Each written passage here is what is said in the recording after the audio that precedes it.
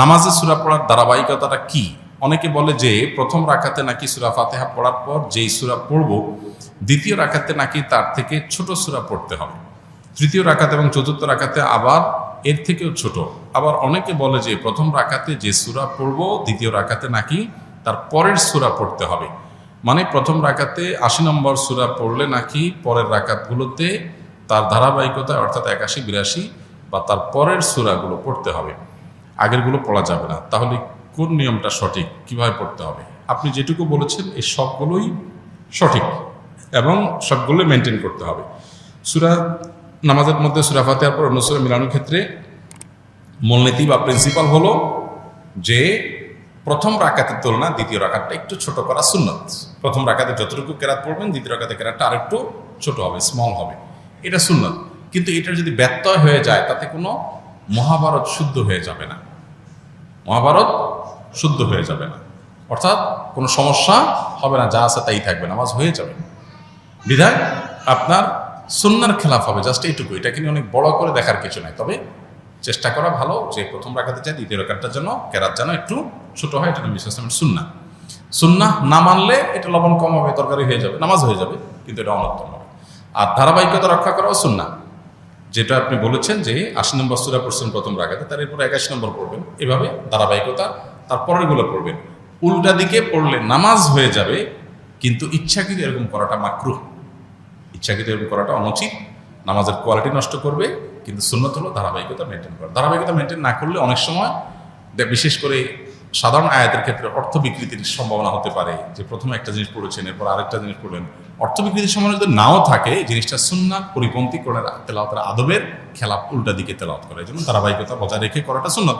এক্ষেত্রেও যদি কখনো আপনার ব্যতিক্রম হয়ে যায় তাতে যে গুনাহ হয়ে যাবে তা কিন্তু না, নামাজ হয়ে যাবে।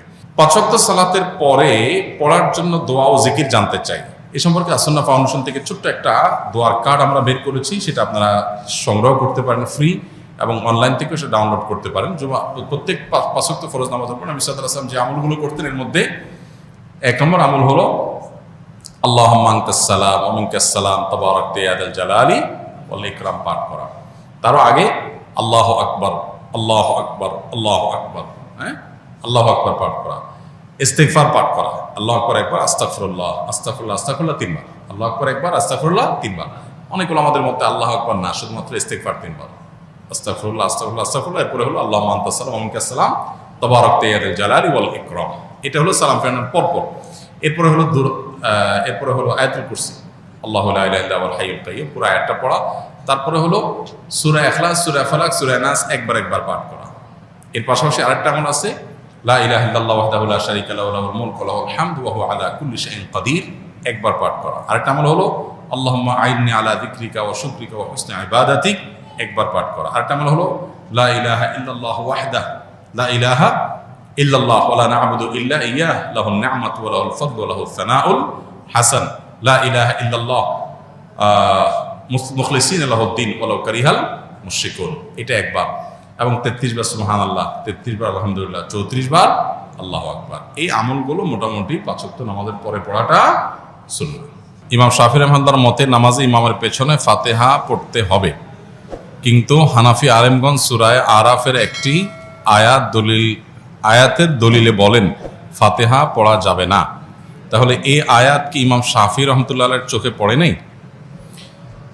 যে ভাই প্রশ্ন করেছেন তাকে বিনয়ের সাথে বলতে চাই যে বিষয়গুলোকে এইভাবে বিশ্লেষণ করবার সুযোগ নাই। একটা আয়াত, একজন ইমাম, স্বনামধন্য একজন ইমাম, লক্ষ লক্ষ কোটি মানুষ যাকে অনুসরণ করছেন, ইলমের মহাসমুদ্র, তার কাছে আয়াত চোখে পড়ে নাই এমনটি কোনো মুসলমানই মনে করার কোনো কারণ নাই। তাহলে বিষয়টা কি, যে আয়াত দিয়ে একটি মাযহাবের ওলামারা দলিল দিচ্ছেন, আরেক মাযহাবের ওলামা ইকরাম সেটাকে দলিল গ্রহণ করছেন না, কারণ কি? এর উত্তর হলো যে বিষয়টা ব্যাখ্যা সংক্রান্ত বিষয়। কারণ ইমাম আবু হানিফা রাহিমাহুল্লাহ এবং তার অনুসারী অন্যান্য ওলামা ইকরাম যে আয়াত দিয়ে দলিল দিচ্ছেন, এই আয়াতকে তারা যে অর্থে নিচ্ছেন, ইমাম শাফিঈ রাহিমাহুল্লাহর কাছে ভিন্ন অর্থ, ভিন্ন ব্যাখ্যা আছে। একই কথার একাধিক ব্যাখ্যা, একাধিক অর্থ থাকে। এবং সেটার প্রেক্ষিতে মতভিন্নতা তৈরি হয়। এটা বোঝার জন্য সবচাইতে উত্তম হলো নবী করিম সাল্লাল্লাহু আলাইহি সাল্লাম যখন সাহাবীদেরকে একটি অভিযানে পাঠিয়েছেন এবং বলেছিলেন, তোমরা যেই অভিযানে তোমাদের পাঠানো হচ্ছে, যে গোত্রের কাছে পাঠানো হচ্ছে, সেখানে গিয়ে তোমরা আসরের নামাজ পড়বে। নবী সাল্লাল্লাহু আলাইহি সাল্লামের এই নির্দেশ সবাই শুনেছেন এবং সবাই সেটাকে মানার জন্য প্রস্তুত ছিলেন। প্রতিমধ্যে যখন আসরের নামাজের ওয়াক্ত যায় অবস্থা হয়ে যাচ্ছে, তখন কিছু সাহাবী নামাজ পড়ে ফেললেন, কারণ ফরজ নামাজ ওয়াক্ত চলে যাচ্ছে, তাহলে হারাম হবে, এই জন্য তারা পড়ে ফেলেছেন।